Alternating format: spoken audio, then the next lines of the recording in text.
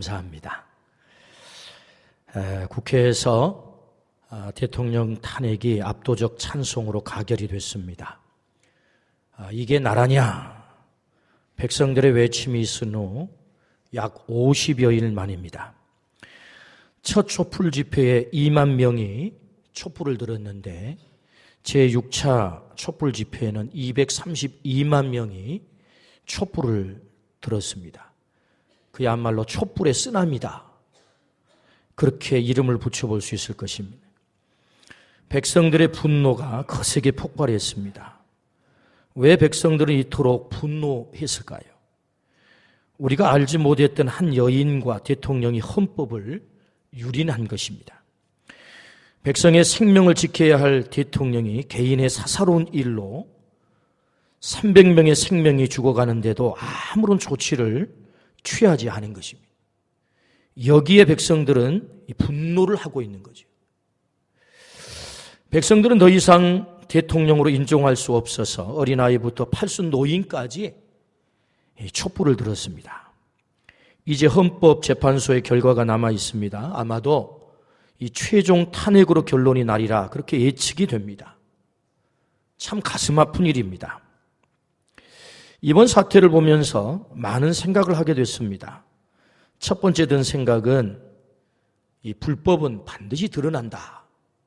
두 번째 든 생각은 촛불 한 개는 한없이 미약하지만 촛불이 모이면 역사를 바꿀 만큼 그 위력은 대단하다. 세 번째 든 생각은 대통령일지라도 정한 룰, 정한 식대로 해야 한다. 대통령은 대통령으로서 감당해야 될 룰과 식이 있습니다. 대통령의 식, 권력을 가졌다고 정해준 식을 버리고 내 마음대로 하게 되면 백성들은 그 대통령을 그 자리에서 끌어내립니다. 이 시대가 그런 시대가 됐습니다. 식이 중요합니다. 정한 식. 하나님의 백성인 우리에게도 주인 되신 하나님이 식을 정해 주셨어요. 너 이렇게 살아라 라고 식을 말이에요. 우리의 주인 되신 하나님의 이 식을 무시하게 되면 우리도 탄핵됩니다. 하나님 앞에 탄핵되는 거예요. 식이 중요한 거예요. 식이. 우리는 과연 그 식대로 잘 살고 있을까? 이번 사건 앞에서 우리 모두가 물어야 될 질문입니다.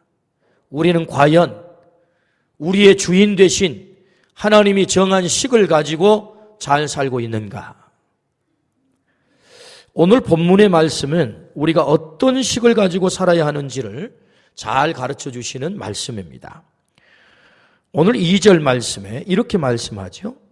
너는 이스라엘 자손의 온 회중에게 말하여 이르라. 너희는 거룩하라. 이는 나 여호와 너희 하나님이 거룩함이니라 라고 말씀을 하십니다. 한마디로 거룩, holy, 거룩하라는 겁니다. 하나님의 백성인 우리가 살아야 될 식은 거룩입니다. 하나님은 직접 우리에게 요구하십니다. 내가 거룩하다. 너도 거룩해라. 이 말씀은요, 어마어마한 은혜의 말씀이에요. 무거운 짐일 수도 있지만 또 한편으로 생각해 보면 과연 내가 거룩하게 살 수 있을까라고 생각해 보면 자신 없는데 하나님은 높은 수준의 가능성을 우리에게 부여하시고 너는 거룩하게 살 수 있어라고 말씀하는 거죠. 이게 은혜인 거죠. 기대한다는 것은 은혜입니다. 기대할 수 없다면 애초에 이런 요구도 하지 않겠지요. 때문에 하나님은 우리를 너무 사랑하기에 너는 거룩할 수 있어. 그러므로 내가 거룩하거든 너도 거룩해 라고 거룩을 요구하고 있습니다. 거룩이 우리의 살 길이다 라는 말씀이지요. 그렇다면 성경이 말하는 거룩은 무엇입니까? 히브리어로 거룩을 코데쉬라고 씁니다. 코데쉬라는 말은 카다쉬, 거룩하다, 하나님께 헌신토록 다른 사람으로부터 분리하다, 구별하다에서 파생된 단어입니다. 어원적 뜻을 보면은 하나님을 위하여 구별된 삶을 사는 것, 그것이 거룩이라는 것. 하나님을 위하여 구별된 삶을 사는 것, 그게 거룩이다. 좀 더 짧게 얘기해 보면 구별된 삶, 이런 거죠. 하나님은 자신을 스스로 거룩하다고 계시하십니다. 내가 거룩하다. 그래서 하나님의 이 원래적 본질적 성품이 뭐냐? 거룩이라는 거죠. 거룩은 하나님의 성품과 인격의 본질임을 우리가 알게 됩니다. 아버지들에게 기분 좋은 말이 있는데요. 그 말은 아버지 닮았구나. 이 말 들으면요 굉장히 기분이 좋아요.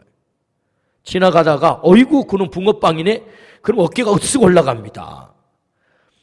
하나님 아버지께서도 기분 좋으실 때가 있어요. 언제요? 너 하나님 닮았구나. 이런 기분 좋은 거예요. 하나님이 기분 좋으시다고. 그래서 하나님은 우리를 향하여서 정확한 목표를 제시하세요. 너의 삶의 목표는 거룩이야. 거룩은 우리가 추구해야 될 삶의 가장 중요한 본질임을 오늘 본문은 우리에게 말씀합니다.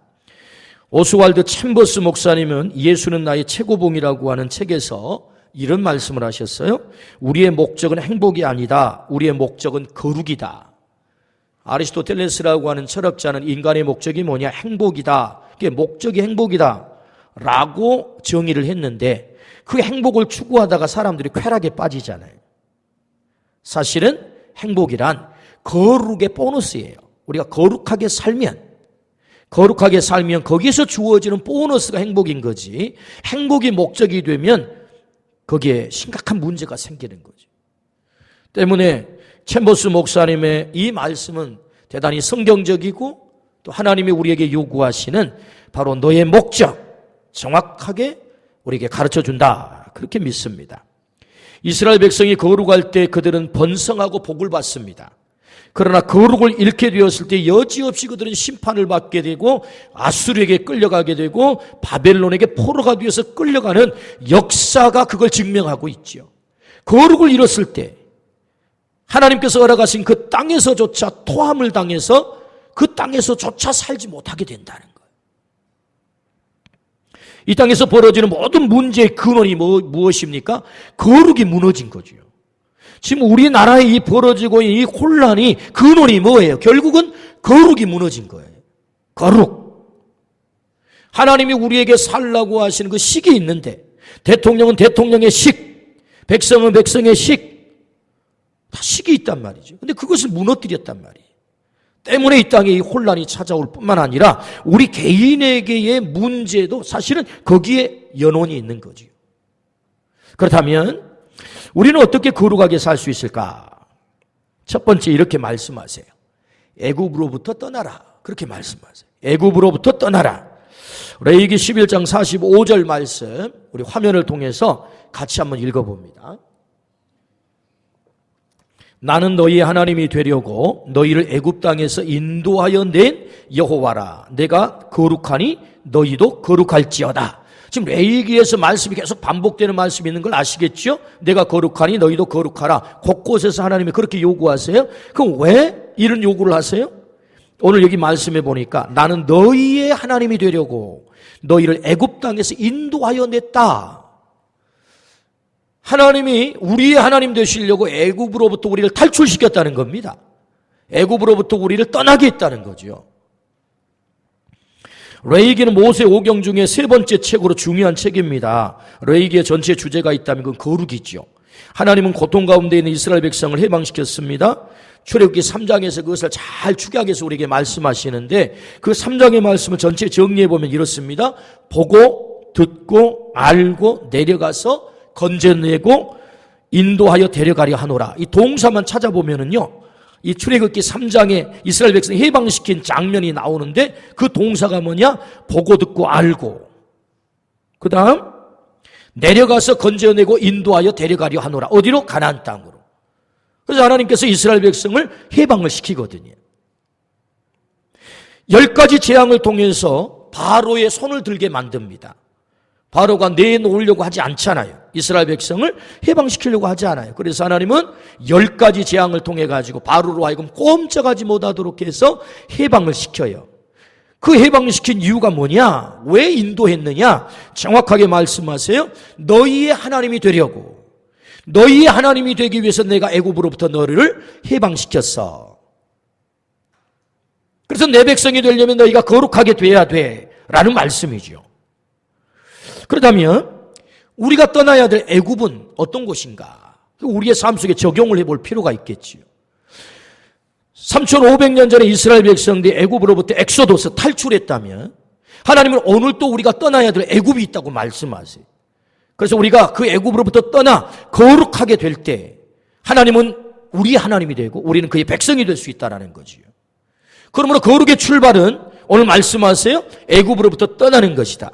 그렇다면 우리가 떠나야 될 그 애굽은 무엇일까? 오늘 첫 번째는 하나님의 언약을 망각한 자리에서 떠나라. 그런 말씀이에요.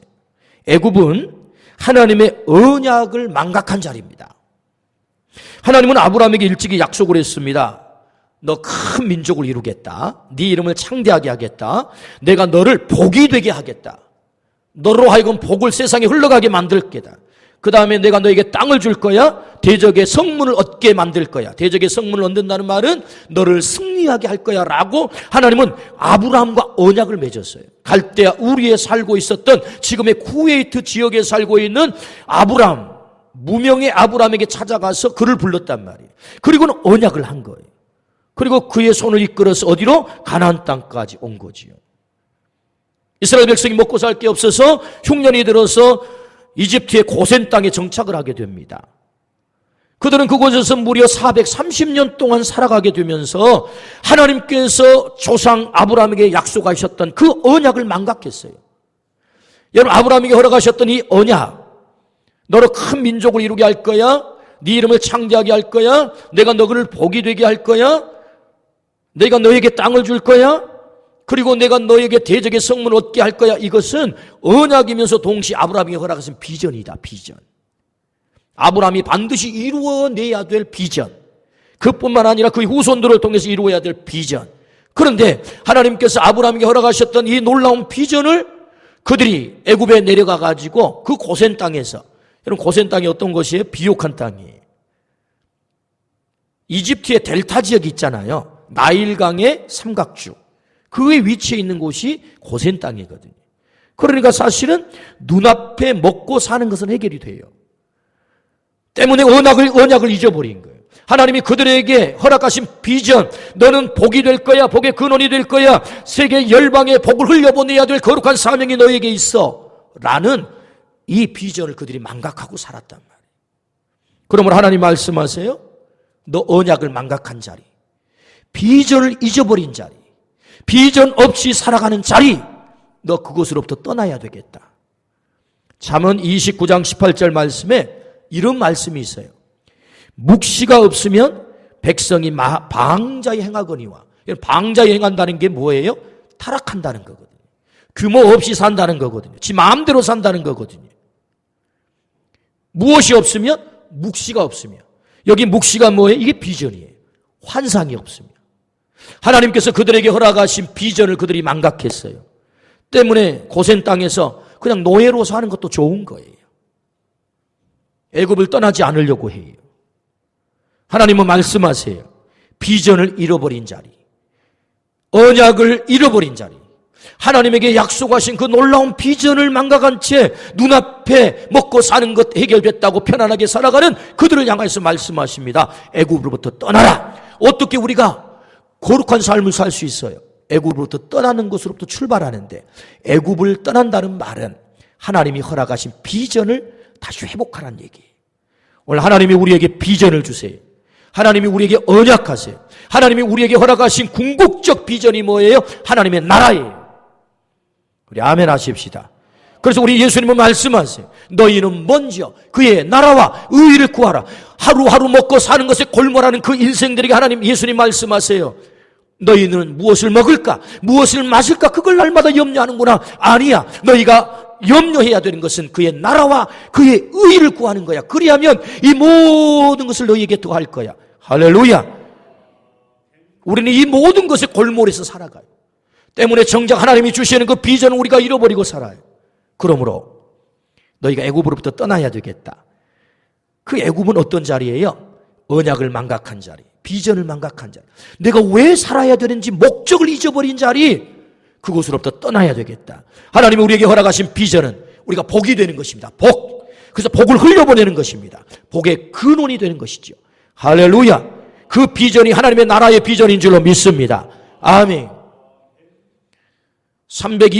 232만 명이 촛불을 들고 이루려고 하는 하나님의 나라가 뭐냐? 한 사람의 불법을 저지른 대통령을 끌어내리는 것이 비전이냐? 아니에요.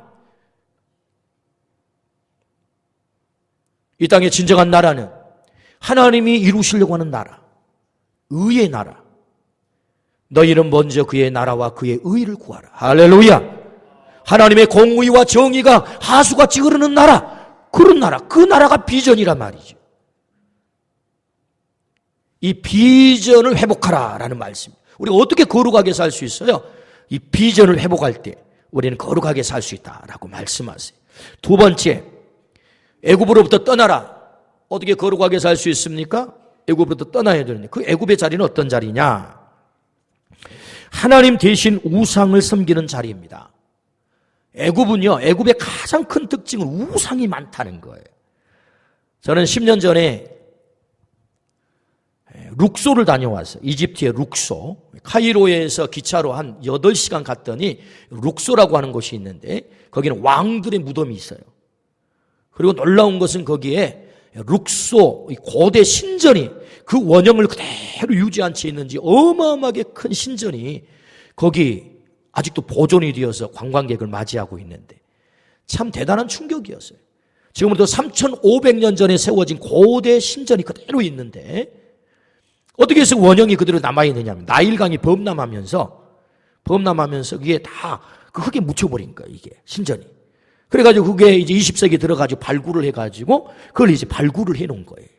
그 원형을 그대로 보존하고 있는데 놀라운 것은 그 신전의 벽 할 것 없이 뭐 구석구석 곳곳에 전부 우상들이 있는 거예요. 엄청난 우상들이 거기 벽에 전부 새겨져 있는 거예요.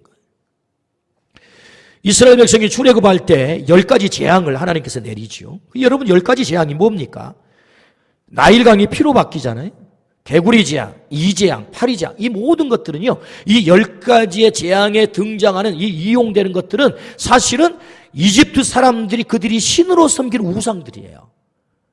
근데 너희들이 믿고 따르는 그 신, 그들의 우상이 하나님 내 앞에서 아무것도 아니야, 별것 아니야. 그래서 나일강을 피로 바꾸고 만드는 거야. 너희들은 나일강을 신으로 섬기지 아니야. 이거 아무것도 아니야. 피로 바꿔버려. 죽음의 강으로 만들어버린단 말이야.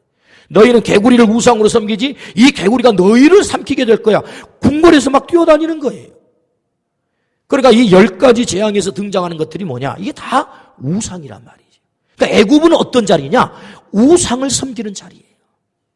그 우상을 섬기는 자리로부터 떠나라. 그래야 너희가 거룩한 삶을 살 수 있어라고 말씀을 하세요.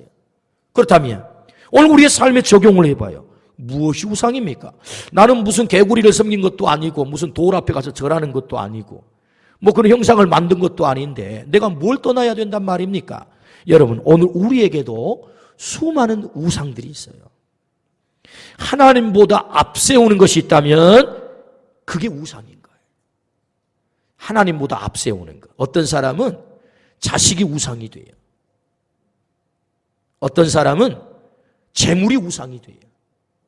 오늘 이 시대에 얼마나 강력한 우리의 마음을 빼앗아가는 우상입니까?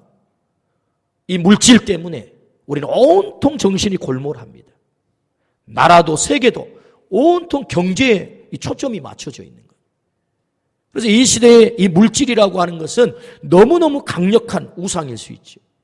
그래서 우리를 예배하지 못하게 하는 것을 가만 보면 이 사실은 이 물질 문제 때문에 직장 문제 때문에 예배를 못하게 하는 이 바쁜 이 현대 사회 메커니즘이 있단 말이죠. 이 시스템이 자꾸 이렇게 복잡하게 돌아가게 만든단 말이에요. 그 예배하지 못하게 하는 거예요. 그래서 이 시대에 이 만몬, 이 물질 우상 너무너무 강력한 우상이에요. 하나님보다 물질이 앞서다면 여러분 거기서 떠나야 될 줄로 믿습니다. 여러분 물질은 하나님을 더 잘 섬기기 위한 수단일 따름이지 물질이 물질을 위해서 하나님을 이용하는 게 아니라는 게 기복주의라는 말이 뭔 말이에요? 물질을 얻기 위해서 하나님을 이용하는 게 기복주의 아닙니까? 물질을 왜 주세요? 하나님을 더 잘 섬기도록. 그래서 우리에게 물질도 주시고 건강도 주시고 명예도 주시고 할렐루야 아멘. 그렇죠. 우리에게 학식도 주신 이유가 뭐예요? 하나님 더 잘 섬기라. 우리에게 어떤 우상이 있는 것입니까? 여러분 이 시대에 정말 강력한 우상이 있는데요. 그것은 자기라고 하는 우상이에요. 자기 자신. 오늘 이 시대의 모든 조류는요. 네 인생의 주인은 너야. 이렇게 유혹하는 것입니다. 그러니까 네 생각대로 살고 네 취향대로 살고 네 마음대로 살고 네 감정에 충실해서 살고 이것이 이 시대의 우리에게 강력하게 유혹하는 우상이죠. 그래서 네가 주인이야. 네 생각대로 살아. 아니요. 여러분 내 인생의 주인은 내가 아닌 줄로 믿습니다. 하나님만이 내 인생의 진정한 주인인 줄로 믿습니다. 이걸 고백하는 것이 믿음 아니겠습니까? 여러분 믿음이라고 하는 것은 주인을 바꾸는 거거든요. 역대상 29장 11절 말씀. 역대상 29장 11절. 우리 같이 한번 읽어보시겠습니까? 시작. 여호와여 위대하심과 권능과 영광과 승리와 위엄이 다 주께 속하였사오니 천지에 있는 것이 다 주의 것이로소이다. 여호와여 주권도 주께 속하였사오니 주는 높으사 만물의 머리이심이니이다. 할렐루야. 다 주께 속하였사오니 천지에 있는 것이 다 주의 것이로소이다. 아멘 합시다. 아멘. 하나님을 주인으로 고백하는 것, 그게 믿음이거든요. 고린도서 6장 20절 말씀에 값으로 산 것이 되었으니 그런즉 너희 몸으로 하나님께 영광을 돌리라. 하나님이 우리를 값주고 사셨다. 왜? 주인 되려고. 나의 주인 되시려고. 여러분 믿습니까? 이걸 고백하는 게 이게 믿음이라는 거죠. 믿음의 또 다른 말은 예수님을 주인으로 고백하는 거예요. 주인 바꾸기예요. 믿음은 주인 바꾸기다. 그래서 여러분 믿음이라고 하는 말은 예수님을 영접한다. 예수님을 믿는다. 예수님 안에 있다. 이게 다 같은 말이라고. 예수님이 나의 주인이다. 이게 다 같은 말입니다. 같은 말. 그러니까 믿음의 진정한 의미는 뭐냐? 예수 그리스도를 나의 주인으로 고백하는 거다. 할렐루야. 이 시대의 가장 강력한 우상이 뭐예요? 네가 주인이야. 이걸 계속해서 불어넣는 것입니다. 왜 이 시대에 우리나라에도 이미 이 동성애 문제로 이렇게 골머리를 앓고 있는 것입니다. 세계가 다 이게 다 이제 허용을 하잖아요. 네 감정에 충실해서 살아. 네가 주인이야. 네 생각대로 살아. 무슨 하나님이 창조해 준 게 무슨 관계가 있어? 그냥 네가 주인이야. 이거거든요. 그러니까 네가 주인이니 네 마음대로 살라는 거예요. 그렇지 않다. 하나님이 내 인생의 주인인 줄로 믿습니다. 하나님이 주인이다. 하나님.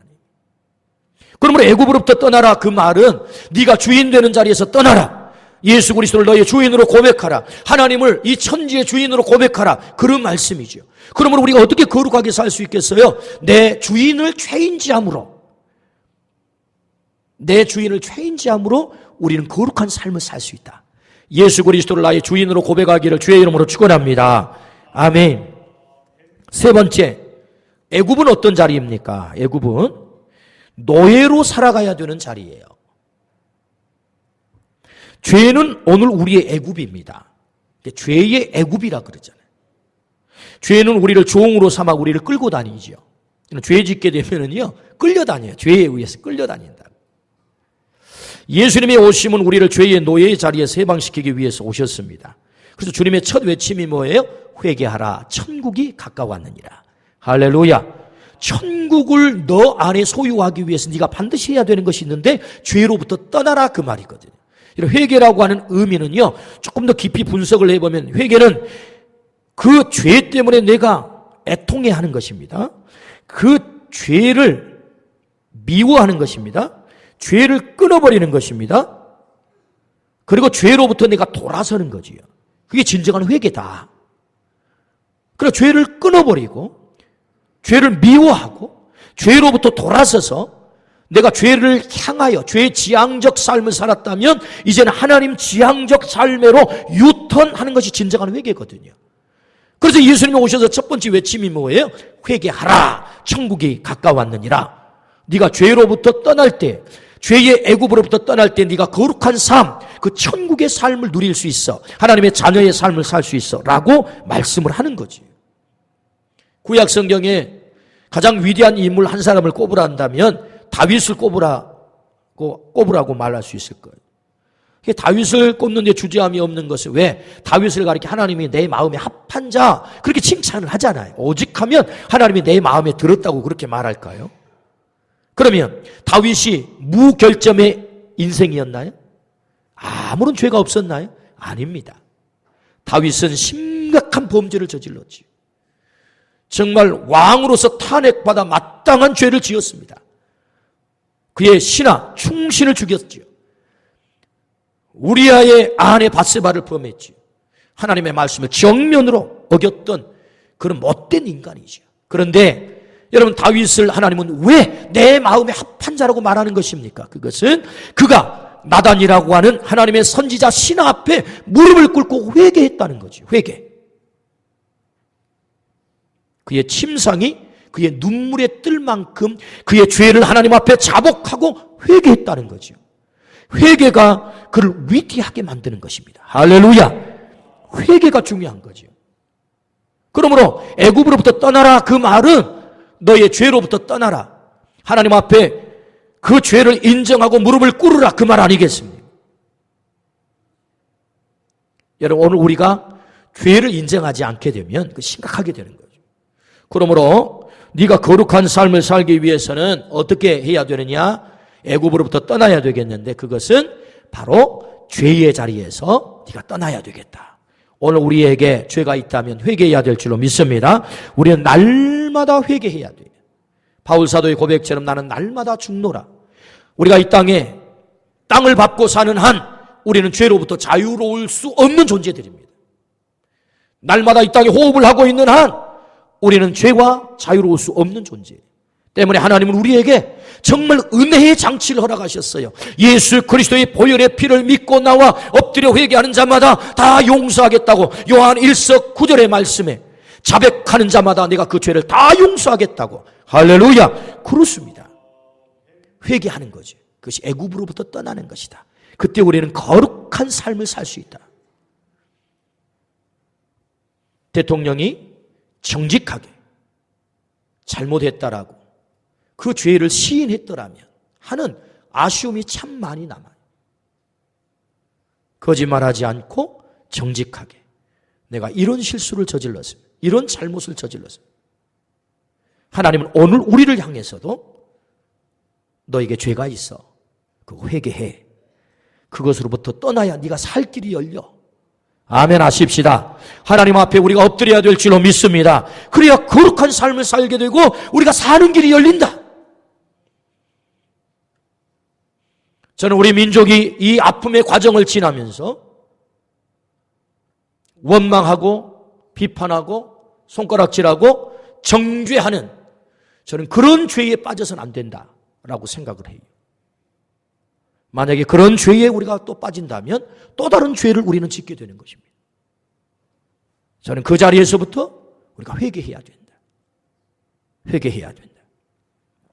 네 번째, 애굽은 어떤 자리인가? 우리가 거룩하게 살기 위해서 애굽으로부터 떠나라라고 말씀을 하시는데 애굽은 어떤 자리인가? 살모의 자리다라고 성경은 말씀하세요. 이게 무슨 뜻이냐? 살부, 아버지가 살해를 해요. 살모, 어머니가 살해를 해요. 누구를? 자식을. 여러분, 애굽 땅에 히브리 백성을 향하여서 바로가 명령하기를 사내 아이가 태어나면 다 죽여라. 누구에게? 부모에게.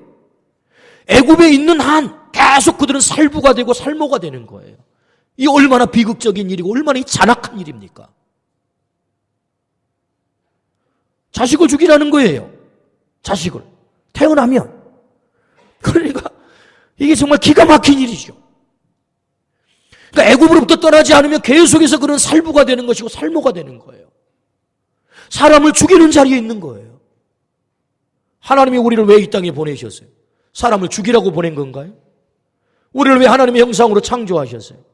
우리를 죽이라고 보낸 건가요? 아닙니다. 하나님은 우리를 이 땅에 생명을 살리는 자로 보내주신 줄로 믿습니다.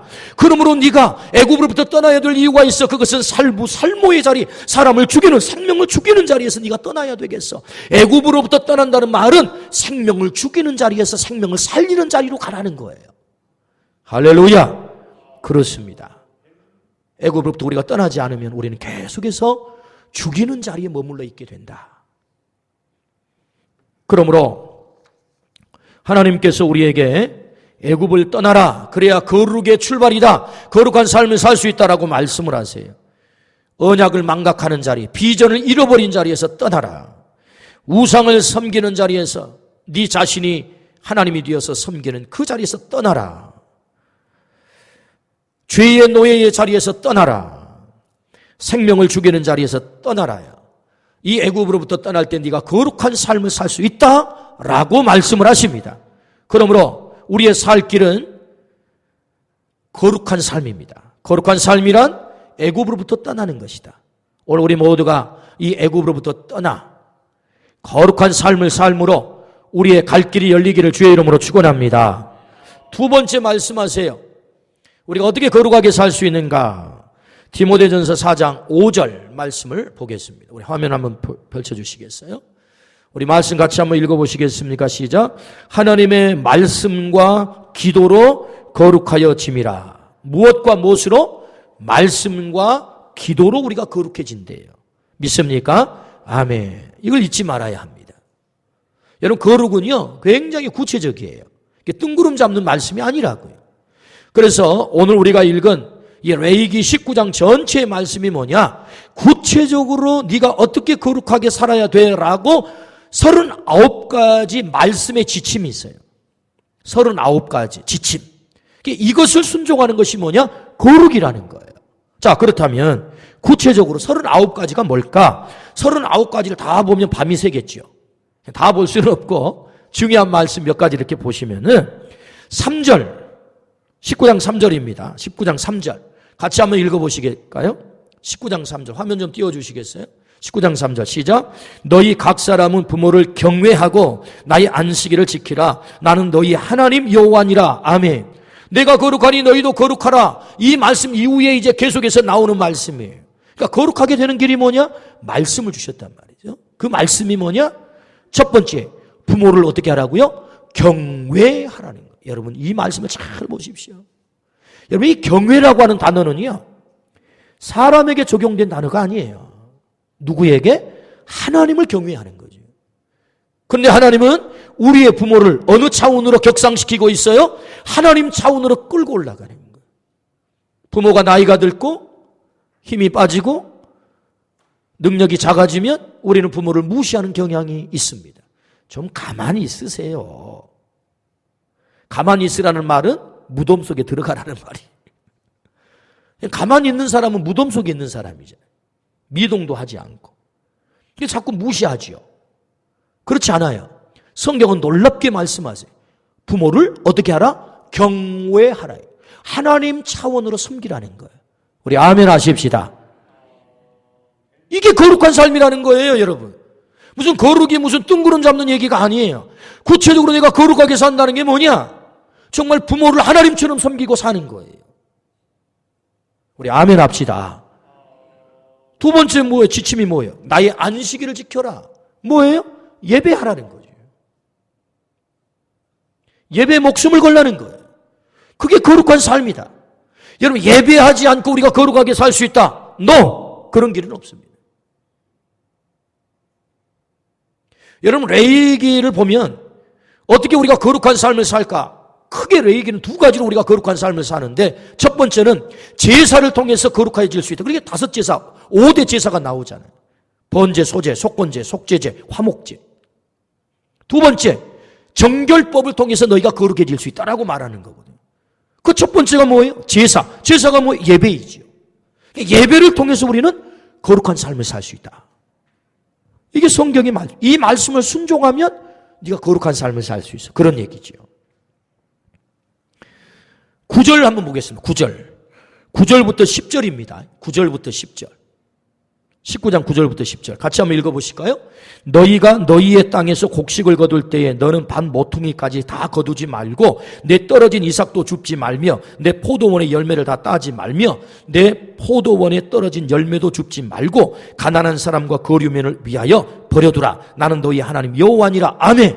여러분, 오늘 세 번째 지침이 뭐예요? 오늘 이 말씀에서 가난한 자를 생각하라는 거예요. 그래서 네가 농사를 지었냐? 그러면 다 추수하지 말고 한 귀퉁이 남겨. 가난한 자들이 와서 추수해 갈 수 있도록. 외국인들이 다문화 가정의 사람들이 와서 그거 거둬갈 수 있도록. 아멘 합시다. 이게 뭐, 이게 거룩한 삶이라는 거예요. 여러분, 이 삶을 사시기를 주의 이름으로 축원합니다. 그게 거룩이다. 그게 거룩이다. 얼마나 놀라운 말씀이에요?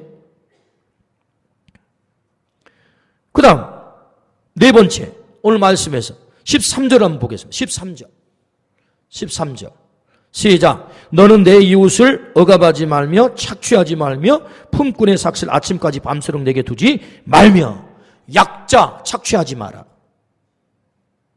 품삯 제대로 줘라. 이 얘기 아닙니까? 품삯 제대로 주라는. 절대 그거 밤 새우지 말라는 거. 오늘 일해서 일당 가지고 오늘 식구들하고 같이 먹고 살아야 되면 그냥 주라는 거예요. 약자 착취하지 마라. 우리나라의 가장 심각한 문제, 이 세계의 가장 심각한 문제가 뭐예요? 양극화. 지금 이 시대의 이 양극화 문제는 이거 해소되지 않으면 앞으로 정말 이 역사는 큰일이 나게 되어 있습니다. 이 양극화 문제. 오늘 성경은 우리가 거룩하게 사는 게 뭐냐는. 오늘 여기 크리스찬 기업가가 있다면, 크리스찬 오너가 있다면 어떻게 직원들을 대우해야 될 것인지, 어떻게 임금을 지급해야 될 것인지, 어떻게 약자를, 오늘 하루 일당을 벌어가지고 살아가는 그 사람을, 오늘 계약직으로 살아갈 수밖에 없는 그 사람을 어떻게 대우해야 되는지, 그거 말씀하고 있거든요. 그 약자를 배려하고 그 약자를 착취하지 않고 살아가는 그것이 거룩이다. 우리 아멘 하십시다. 아멘. 14절 한번 읽어보실까요? 14절. 시작. 너는 귀먹은 자를 저주하지 말고 맹인 앞에 장애물을 놓지 말고 내 하나님을 경외하라. 나는 여호와니라. 무슨 말씀이에요? 장애인 배려하라는 거예요. 너무 구체적이잖아요. 여러분, 거룩이라고 하는 것은 그냥 뭐 뚱구름 잡는 게 아니고 우리의 삶의 현장에 오늘 몸이 불편한 사람, 그를 어떻게 배려할 것인지, 어떻게 그를 세울 것인지, 어떻게 그의 삶을 잘 살아가도록 만들 것인지. 할렐루야. 아멘. 너무 귀한 거죠. 18절 말씀을 한번 보겠습니다. 18절. 시작. 원수를 갚지 말며 동포를 원망하지 말며 내 이웃 사랑하기를 내 자신과 같이 사랑하라. 나는 여호와이니라. 할렐루야. 원수를 사랑하라는 거예요. 자기 자신같이 사랑하라. 이웃을 자기 자신과. 이게 거룩한 삶이다. 사도 요한의 저서를 평생 연구한 신학자가 천수를 누리고 하나님 앞에 가게 됐대요. 천국에 가게 됐대요. 천사가 맞이하면서 너무너무 기뻐가지고 막 흥분해가지고 하나님 세상에 신학자가 천국에 왔어요. 별로 안 웃으시는군요. 이 신학자가 천국 오는 게 얼마나 드물었는지 이 천사가 너무너무 막 흥분을 해가지고 신학자가 천국에 왔어요 하고 막 흥분을 한 거예요. 그래. 하나님도 너무너무 기뻐하신 거예요. 하나님께서 친히 나오셔가지고 이 신학자를, 요한 신학자, 이 요한 사도를 연구한 신학자를 맞이한 것입니다. 그래, 너는 세상에 있을 때 뭘 했느냐? 제가 사도 요한 이 신학을 연구했습니다. 사도 요한을 연구했습니다. 그래, 정말 너 수고 많았구냐? 제가 30년 동안 연구하면서 제가 이런 책을 썼습니다. 또 책을 막 자랑을 하는 거예요. 그래. 그럼 그 책을 이루 한번 줘보거라. 그 책을 받아든 하나님께서 사도 요한아 요한을 불러요. 요한을. 사도 요한이 옆에 있잖아요. 사도 요한이 와가지고 그래, 너를 연구했단다. 한번 봐라. 사도 요한이 그걸 딱 펴서 보니까 하나님, 이게 너무 어려운데요. 사도 요한을 연구했는데 사도 요한이 보고는 어렵다는 거예요. 어렵다는 거예요. 그래서 이 신학자가 아주 그야말로 어깨를 으쓱하면서 원래 신학책은 좀 어렵습니다. 제가 공부를 워낙에 많이 했거든요. 하면서 자기를 뽀기는 거예요.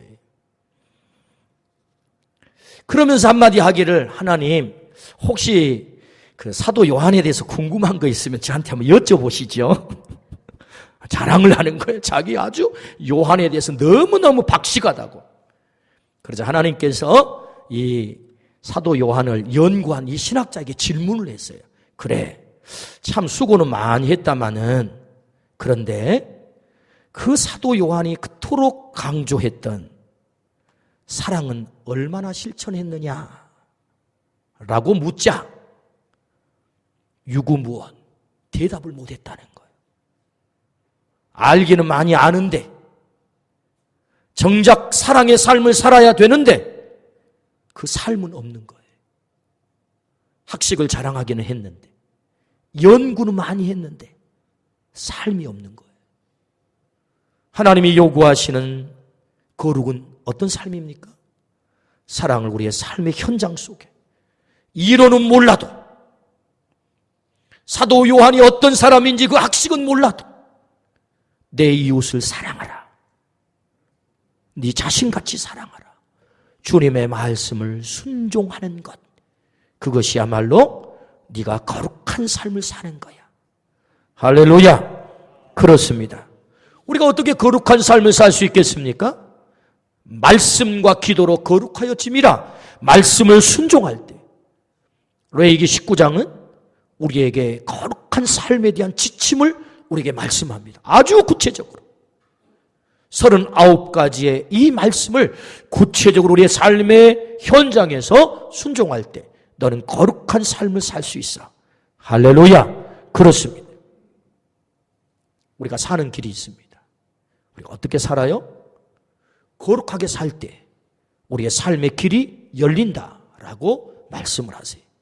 그 거룩한 삶이란 애굽으로부터 떠나는 것이다. 애굽으로부터 떠나는 것이다. 죄가 끌고 다니는 그 죄의 노예의 자리에서 하나님 대신에 다른 것을 섬기는 그 자리에서 하나님을 주인으로 삼지 못하고 사는 그 자리에서 비전을 망각하고 언약을 망각해버린 그 자리에서 떠나라 라고 말씀하세요. 그것이 거룩으로부터 출발이다. 거룩의 출발이다. 동시에 하나님의 말씀을 그대로 너의 삶 속에 순종하라. 오늘 우리 모두가 주의 말씀에 순종함으로 거룩한 삶을 사시기를 주의 이름으로 축원합니다. 기도하십시다.